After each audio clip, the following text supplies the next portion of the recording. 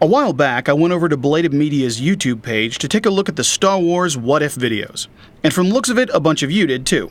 Well, I got to thinking, there are plenty of other movies out there that had a lot of promise, but for one reason or another just didn't deliver. So here at Fix the Flick, we take a look at those movies and adjust some of their shortcomings to see if they can live up to their potential. I'm Mr. Fix-It, and welcome to Fix the Flick. In this edition of Fix the Flick, we'll be looking at J.J. Abrams' Star Trek. The 2009 reboot gave audiences a fresh look at the Star Wars franchise, injecting some of the up-tempo excitement that J.J. Abrams is so well known for. It also included a young, pitch-perfect cast. They were likable, they were dynamic, and Zachary Quinto might have even been a better Spock than Leonard Nimoy. However, when you consider the cast in terms of character arc and story, the reboot begins to falter. The movie did a good job of setting up that both Kirk and Spock were the main characters, as well as the theme of emotion versus logic. But all that setup goes by the wayside when Abrams just punches in the cheat code of an all-knowing, time-traveling Spock Prime. The time travel in this movie seemed to be a big problem for fans and critics. It convoluted the story and at the same time kept the characters from ever having any meaningful growth. The filmmakers should have let the themes they set up progress naturally to their conclusion. And to do that, we're going to have to remove the time travel element and reinforce the dual character arcs of Kirk and Spock. With that in mind, let's try to fix Star Trek, the reboot. The movie starts off the same, with the USS Kelvin. But instead of inspecting a space tornado, they're doing a routine sweep of the neutral zone near Romulus. And the Kelvin's captain will go from this guy to the character Steven Garrovick. Die-hard Trekkies will recognize the character as a friend and mentor of James Kirk. And speaking of Kirks, it was kinda cool to see Chris Hemsworth before he bulked up to Thor-like proportions. But since we're getting rid of the time travel, he's not in this scene. And a mechanical squid doesn't emerge from a black hole. Instead, after the Kelvin's crew notice strange readings on their sensors, a Romulan bird of prey decloaks right in front of them. And this is big because in this version, the Federation has never even imagined that cloaking technology existed. From there, the bird of prey shoots the crap out of the Kelvin, and Captain Garrovick goes down with the ship. But afterward, the Romulans don't head further into Federation space. Instead, they return home to report that their test was successful.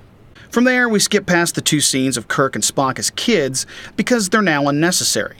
No, we cut to Spock and his mother right before he goes in to talk with the Vulcan Science Council.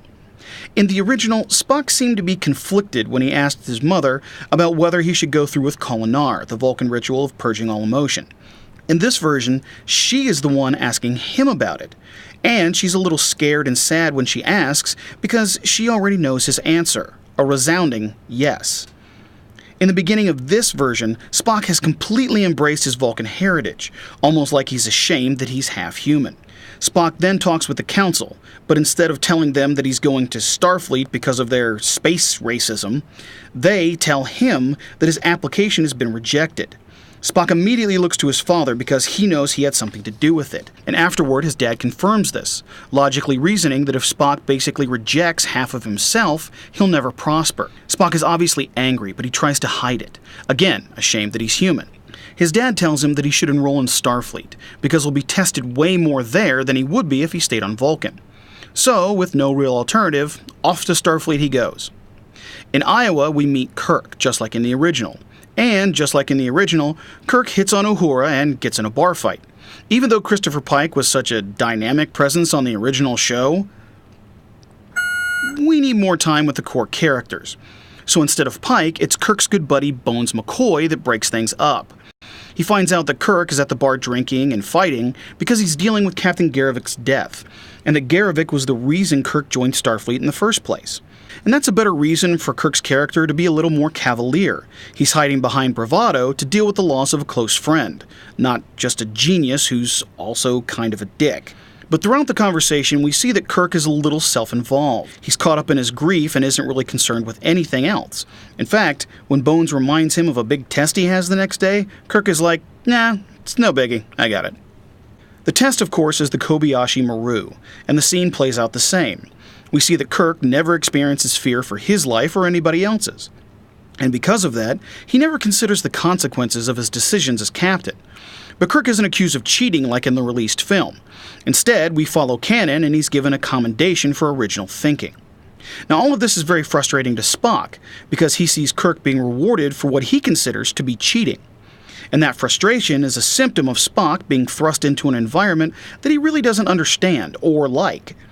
Spock expresses that frustration when he confronts Kirk and gives him the whole thing about it not experiencing fear. He warns that if Kirk continues on the way he has, he will fail. To which Kirk replies he's been given the command position on the Enterprise for the cadet's final exam. And that brings me to a quick aside. In the released film, most of the core characters end up in their classic positions mainly because of random accidents.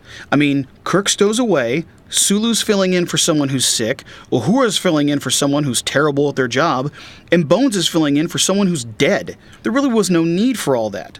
So, instead of an in-service ship responding to a distress signal, the Enterprise is conducting a mock mission as a final exam for a crew full of cadets. That would explain why everyone is so young and inexperienced, as well as adding some tension when we see students dealing with life-or-death situations. So, the Enterprise begins its mock mission/final exam, with Spock conducting the evaluations while Captain Pike supervises. That is until they discover a Romulan bird of prey drilling into Vulcan's core. In this version, Pike isn't captured. He's seriously wounded very early in the battle, leaving actual command of the ship up in the air. Because, while Spock is the ranking officer, Kirk was technically captain, and he has the idea to jump onto the drill and destroy it. Spock objects, saying that it's too dangerous and likely won't work. Kirk angrily says that he'll do it and asks for volunteers. Here we see Kirk finally risking his life. But he's not doing it to save anyone. He's doing it to prove Spock wrong. Meanwhile, Spock, using classic battle tactics, successfully evades the Romulan attacks. That success reaffirms Spock's belief that logic always works, no matter what. But that logic is tested when Spock goes down to the surface to rescue the High Vulcans. When they beam up to the Enterprise, Spock's father, not his mother, is the one who dies. And for Spock, this is devastating for many reasons.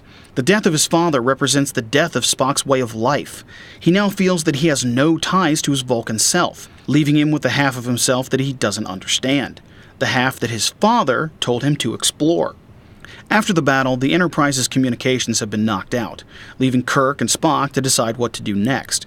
Kirk says that he has a gut feeling the Romulans are heading to Earth to finish what they started, and that the Enterprise should intercept them before that happens. Spock argues that the last time they attacked, the Romulans retreated and regrouped. So he says they should try to reach the nearest Federation ship and await orders. In this scene, we see Spock retreating into logic to deal with the loss of his people, and we see Kirk getting frustrated when his do-no-wrong perceptions are challenged and overruled. And since the battle just reaffirmed for both of them that their way is better, they get into a fight over it pretty quick. And it ends with Spock nerve-pinching Kirk. After the heated exchange, Spock steps off the bridge to get a hold of himself. Uhura catches up to him and offers some comfort. At first, Spock responds and begins to let things out, but it quickly becomes too much to handle and he pulls back into his Vulcan calm. In this scene, Spock is finally beginning to let emotions emerge, but he ultimately retreats from them because he has no idea how to control them. Meanwhile, Kirk wakes up in the brig, not marooned on a dead planet, because why would you give a student what amounts to a death sentence for simply disagreeing with you? Now, it could be argued that Spock isn't in control at this point, but just because he's upset doesn't mean that he would decide to effectively kill one of his own people. No, Kirk wakes up in the brig, and Bones is there waiting for him. He tells Kirk that Spock is indeed heading for a far-off Federation ship. Kirk tries to convince Bones that that's a mistake, saying that if he were the Romulans, he'd press his advantage, not give up and go home. He then realizes that Spock is emotionally compromised, and if he can get Spock to show it, he can assume command. Kirk finally convinces Bones to let him do it, when he points out all of the people that could die if they do nothing. Kirk is now thinking of the well-being of others, but he's still not thinking about the consequences. And of course, those consequences are emotionally gutting Spock. And Spock beating the shit out of him. After assuming command, Kirk talks to Scotty, who's figured out a way to track the Romulans' imperfect cloak. No Spock Prime, no warp beaming, just good old-fashioned engineering. And even though they believe they can track the Romulans, the Enterprise is still way outgunned. So Kirk and the crew figure out that their only chance of defeating the Romulans is to board the ship and ignite the red matter, creating a black hole inside their ship. While they're racing to Earth, Kirk finds Spock in his quarters. At this point in the original movie, Spock had a talk with his dad, but since he's dead in this version, that talk is with Kirk. And Kirk tells Spock that his actions were for the good of the crew, and Spock agrees, saying that it was a logical course of action. Kirk then tells Spock about the death of Garrovick, and that he knows what it's like to lose someone very important to you. This is a complete 180 from the conversation Kirk had with Bones in the bar, and we see Spock starting to realize what his father wanted him to learn, that logic is only infallible in a logical environment. Humans, being deeply emotional, don't act purely logical, and he has to understand this in order to understand himself. This was the scene that the released film never had, and desperately needed. Both Kirk and Spock are finally seeing eye to eye.